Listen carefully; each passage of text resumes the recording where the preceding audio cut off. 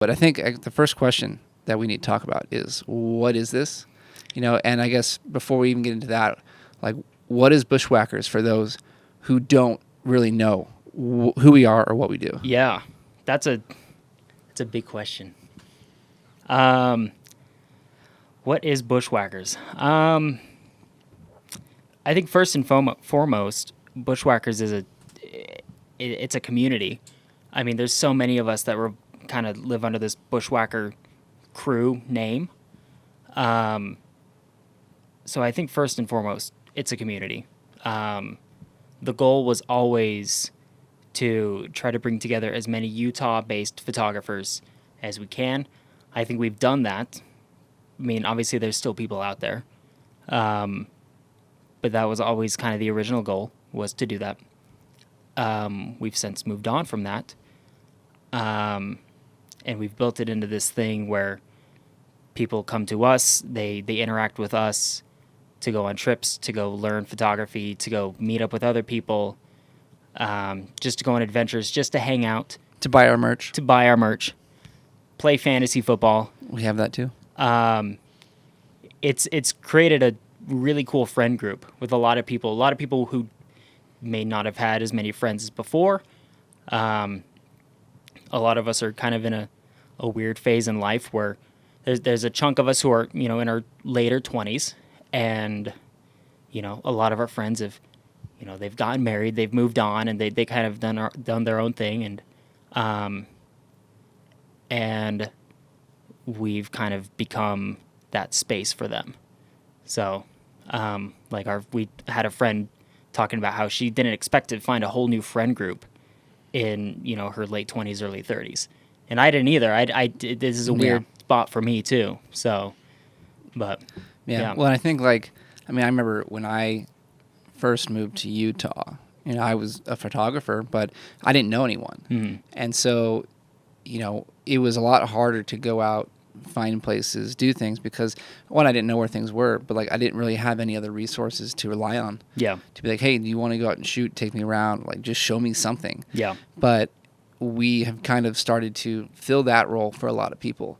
And it's really neat because, again, coming from that side of things, what it's like to be all alone mm-hmm. in that regard and not have anyone to lean on or go to and hang out with. Mm-hmm. But now we've kind of built something where there's a lot of people that can be involved if they want to. Yes. Yep. And they get introduced to a whole new, subset of people in our area here in Salt Lake. Yeah.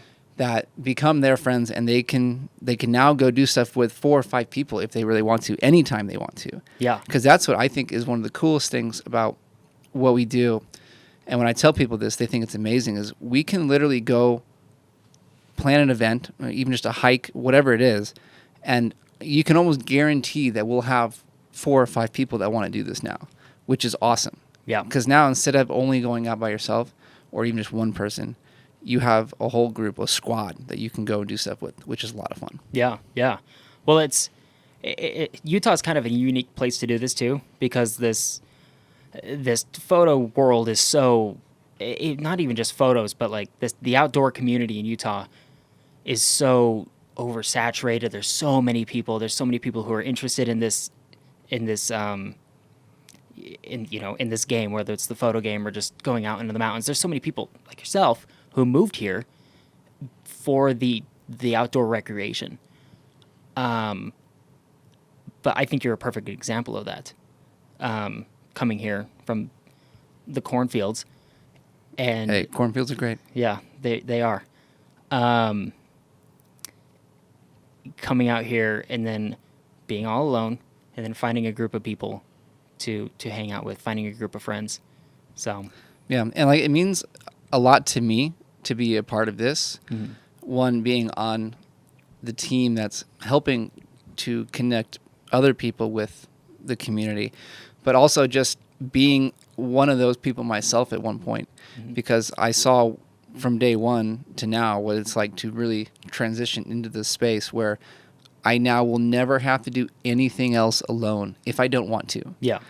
And, with all the people that we do stuff with, we definitely have seen that it means something to them too. And we get people all the time when we go out. They're like, "This was amazing. Thank you so much for inviting us to come out on a trip, a hike, whatever it was."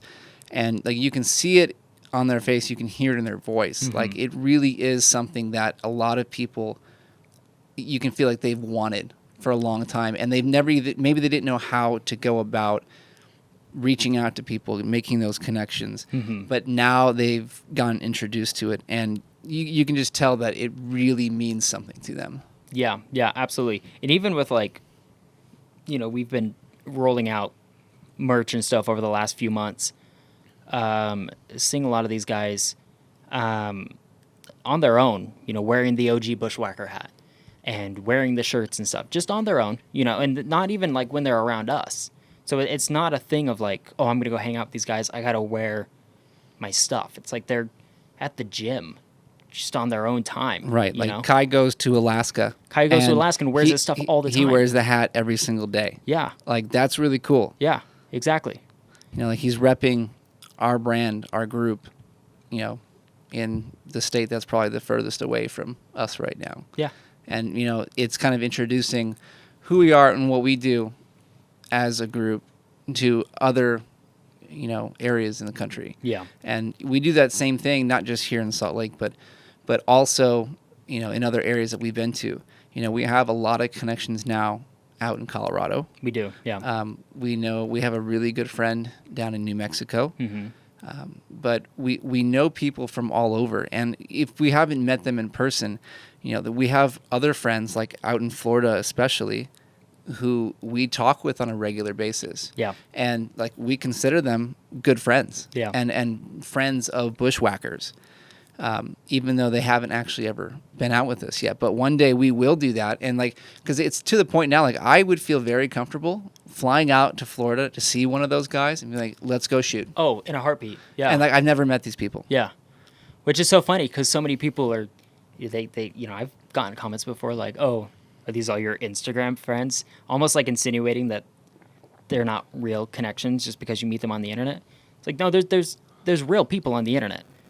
Yeah, well, but it's also like, they'll say like, oh, like you've met all these people through Instagram. Like, and it's like, yeah, we have. And they're actually friends. Yeah. Like they're not just people we talk to online anymore. Yeah. Like a lot of them, especially here in Salt Lake, obviously, like they are the people we do everything with. Yes. Yep. We talk to them, at least 2 or 3 times a week. We go and hang out with them. It's tough because there's so many people, so we can't see everyone all the time. But like we do see these people on a somewhat regular basis. Yeah. And it makes it a lot of fun because we're actually developing friendships and long-lasting connections through the art of photography and going out and hiking, camping, going on road trips, all that stuff. And it definitely makes it a much more valuable experience getting to do all these things with those people. Yes. Yep. Yeah, it absolutely does. So. And then, it's part of like really our entire intention with Bushwhackers. When we first talked about this last year, basically the whole goal was to build a community, first here in Utah, but obviously hoping to expand that past this state. But our main focus with everything we've done, the underlying philosophy, is to make sure we make connections with other people and allow them to have people they can do stuff with as well. Yes. Yep. This kind of, it kind of comes from a personal place for me as well. Because like when I was a kid, I didn't have a lot of friends. Like I was 11, 12 years old, didn't have any friends. Like I remember a sob story. Let's hear it. Yeah, walking around the playground in like, I don't know, 5th grade, just like with a baseball bat because I was like, I just want somebody to play with me, Like all these kids I know love baseball. That's so sad, bro. It's so sad. But I didn't know how to make friends. I didn't, I was an awkward 11-year-old kid. And I know, so like I know from a personal point what it feels like to, be alone, to feel alone, to not have any friends, to not have any resources. So it's really cool to be able to create a group and create an opportunity for people to fill it. Like we're trying to provide, or we're trying to be the middleman for that. We're trying to provide resources, and we're trying to provide this means for connecting to other people. That's not just internet based. It's an actual real life connection. Yeah, it starts on the internet. It starts on Instagram, but it moves. We've tried to bring it into a real life connection. Yeah, and like I think that's a really important thing that we talk about a lot. Is like, some people will complain that Instagram now, the community is really bad, but like you and me have not had that experience. No, yeah, and like I laugh when I hear that from people. I'm like, well, what are you doing? Like, if you are active enough and you seek out people to do stuff with, if you get comfortable enough to reach out on a whim to people and be like, hey, would you like to go shooting sometime? You will find a community that will take you in and that you can be a part of. Because we've done this with a handful of our friends. I mean, some of the people that we love getting out with the most, we literally have never met. We've seen something of theirs on Instagram, and we said, you should come hang out with us. Yeah, yeah. And they've become some of our best friends. Yeah. And that's 100%. Just the way it is. Yeah. But a lot of people, maybe they feel averse to doing that. But that's the only way to do it. You can't sit back and wait for it to come to you if you really want to be part of some community. Exactly. Yep. You have to put the effort in yourself. It's like a lot of the stuff that I see on Instagram about, Instagram sucks. The algorithm sucks, and it's crushing all my photos and stuff. And yeah, Instagram is not like some perfect app. And yeah, that is a problem. We can talk about that at another time. But there's still a community of people on Instagram. That's why I don't think that any of us will ever fully make a move to Vero, for example. Because there's a community there, but there's not a community like there is on Instagram. Instagram's always just been the go-to place for people doing this kind of stuff. So... Right. The people are already on Instagram. Exactly. And again, if you're willing enough to put in the work and the effort to make the community yourself and be an active part of that, it will come. Yes. We've seen that. And again, it's not only with the people here in Salt Lake. I mean, we know an insane amount of people here in Salt Lake now. Like, we think the number has to be over 40, 50 people that we have at least connected with once. Yeah. Maybe not gone out with quite yet, but we've at least been talking to. But that also extends to all of our friends in other states. Yeah. I mean, around the country. Like, we know people all around this country now, which is really cool. And every time we talk to them, we quite literally say, when you come to Utah, let us know. Yeah. Because we want to be the people that take you out, show you around, and bring you into our community. We kind of feel like, we've been into every corner of this state. This year. Yeah. Just this year. And it hasn't even been a full year. It's October, but... It's been 9 months. It's been 9 months. And we have touched pretty much every corner of this state. So we want to be able to help people see that stuff as well. Yeah. Like, we feel like we have almost like an expertise in the state of Utah and what's around here. And even in some of the surrounding places, into Arizona. And you should see my Google Maps. I have seen it. I thought mine was impressive. Yeah, but but that is real. Like, it's, we know where all these places are. A lot of people want to go there too, but we're also going to do that in a very responsible way. Oh, 100%. We're not taking 1,000 people to these places that can't support them. We're going to take a small group. We're going to be very, professional about what we do, leave no trace, all of that stuff. And we're going to make sure that when we go to places, we leave them in just as good of a condition as we found them. Yes. But that's where a lot of other people, when we talk about not dropping locations, like, that is a reason why we don't do it. Because we know that some of these places cannot sustain that kind of traffic. Yes. And so we're very careful and very selective about taking large groups to these places or publicizing a lot of that. We want to make sure it's low key and we keep these places healthy and able to support people in the future. Exactly. As well. Exactly. Yeah. There's some places that can handle bigger groups, but they're very few. Sure. And so we don't mess with those as much. Sure. Like, we can go to the sand dunes and we can, bring 20, 30 people if we really wanted to. But when we go down into the desert, into, the outskirts of Moab, for instance, you just can't bring that many people. Nope. And it wouldn't be responsible for us if we're trying to do this on a regular basis on, a professional level as a business. Like, we can't be doing that, and we have to be, good stewards of nature and the culture that we're trying to promote. Exactly. Yeah. Speaking of culture, there's a whole culture on Instagram that's, all about, geotagging and sharing locations and just telling everybody where's, top 5 places you can go in Utah, whatnot.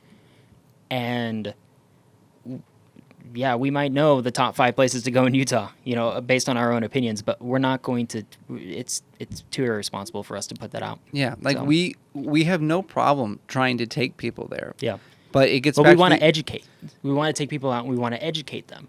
So, right. You have to do so responsibly. Yes. And that's, that's why we're very careful about where we go, who we go with, and what we're doing there. We have to make sure we're doing things the right way.